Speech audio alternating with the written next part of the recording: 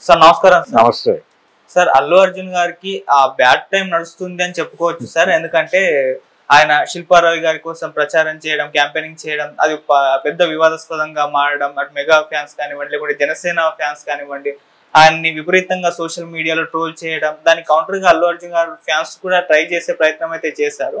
మళ్ళీ ఇప్పుడు పుష్ప కూడా 2 పోస్ట్ పోన్ అవ్వడం, ఇదంతా చూస్తుంటే ఆయన బ్యాడ్ టైం అయితే నడుస్తుంది అనుకోవచ్చు. అయితే ఈ వివాదానికి ఫుల్ స్టాప్ పెట్టడానికి అల్లు అర్జున్ గారు తొందరలో పవన్ కళ్యాణ్ గారిని కలవడానికి అన్ని ప్రయత్నాలు చేస్తున్నారు, ఏర్పాట్లు చేసుకుంటున్నారు అన్న వార్త అయితే ఒకటి రావడం చూస్తున్నాం సార్. మరి వార్తలు నిజం ఎంత ఉంది, కలుస్తున్నారంటారా సార్? ఇప్పుడు ఫ్యాన్ మేడ్ ఉత్సాహము అనేది ఒకటి నడిచింది రెండు వైపుల నుంచి.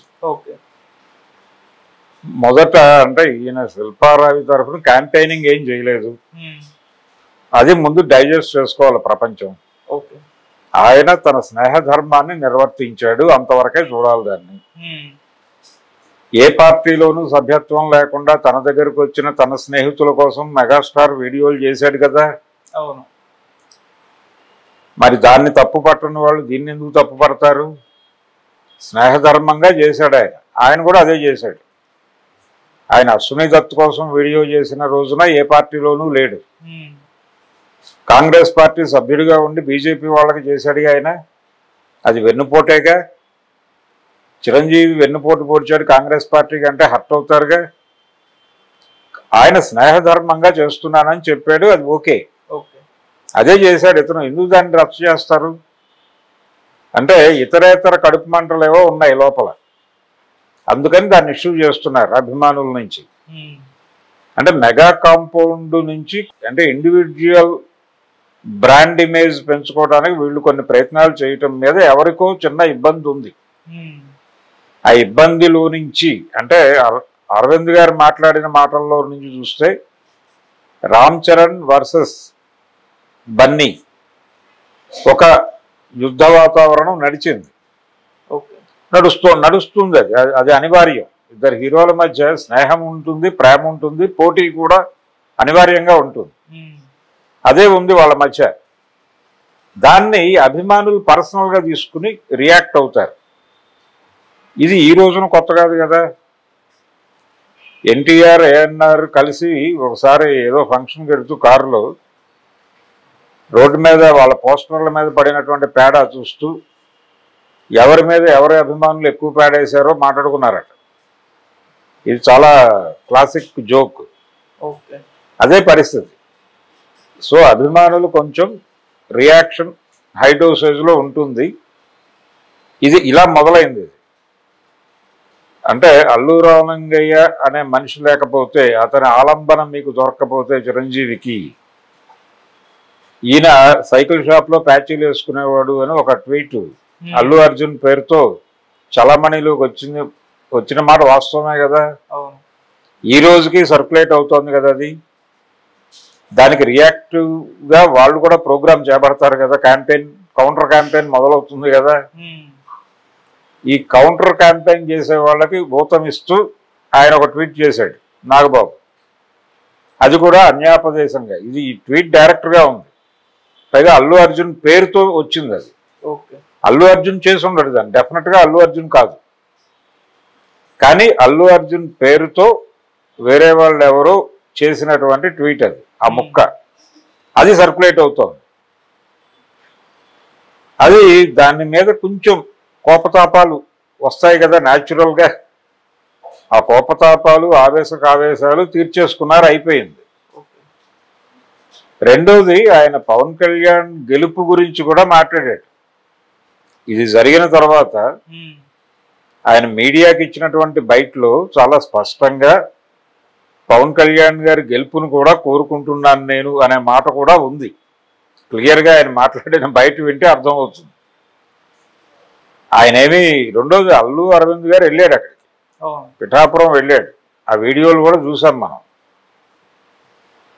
సో వాళ్ళ మధ్య ఏదో గ్యాప్ ఉంది, అది పూడ్చుకోవడానికి ఎప్పుడు అల్లు అర్జున్ వెళ్ళి కలుస్తాడు అని ప్రత్యేక కార్యక్రమం అక్కర్లేదు. కానీ కలవటం అవసరమే. ఒకసారి కలిస్తే ఏంటంటే అఫీషియల్గా దీనికి ఒక ముగింపు పాడినట్టు ఉంటుంది. బయటకి ఒక విజువల్ నేరేషన్ రావాలి. ఒక విజువల్ నరేషన్ వచ్చి గనక నిలబడితే వీళ్ళు ఆగుతారు. అభిమానుల్ని కంట్రోల్ చేయడం కోసం ఒక కార్యక్రమం కావాలి. అందుకోసం మాత్రమే వెళ్ళి కలవాలి తప్ప రియల్ వివాదం వాళ్ళ మధ్య ఉందని నేనైతే అనుకోవడం లేదు. వాళ్ళకి తెలుసు ఎవరు ఏమిటి. చాలా సందర్భాల్లో అల్లు అరవింద్ గురించి పవన్ కళ్యాణ్ ఉపన్యాసాల్లో మాట్లాడిన చరిత్ర చూసాం మనం. అల్లు అర్జున్ని తనకంటే పెద్ద హీరో అని ఆయన మొన్న ఎలక్షన్ క్యాంపెయిన్ లో మాట్లాడాడు కదా. అల్లు అర్జున్ నాకంటే పెద్ద హీరో, పెద్ద మార్కెట్ ఉంది అతనికి. జూనియర్ ఎన్టీఆర్కి నాకంటే పెద్ద మార్కెట్ ఉంది. మహేష్ బాబు నాకంటే పెద్ద హీరో అని మాట్లాడాడు కదా. ఎర్లీ డేస్లో పోటీ వాళ్ళిద్దరి మధ్య ఉండేది. మహేష్ బాబు వర్సెస్ పవన్ కళ్యాణ్ గానే నడిచింది. మహేష్ బాబు అలాగే పవన్ కళ్యాణ్ ఎంట్రీ అయిన రోజుల్లో పోటీ వాళ్ళ మధ్య ఉండేది. ఆ తర్వాత మహేష్ బాబు పెద్ద హీరో అని ఎలక్షన్ క్యాంపెయిన్లో చెప్పాడు కదా.